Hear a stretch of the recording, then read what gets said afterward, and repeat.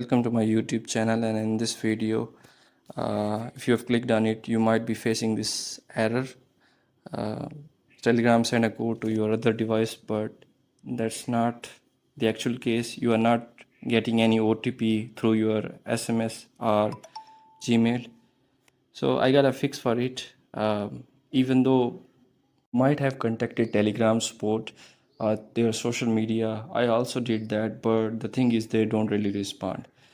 They have such a poor contact support, to be honest. Whenever I face any issue, they just don't really respond to me.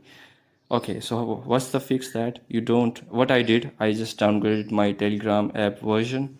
I am I'm putting a link to this older version of Telegram. It worked for me, and I'm pretty much hopeful it will work for you. If you have trust issues, you can download this version by yourself.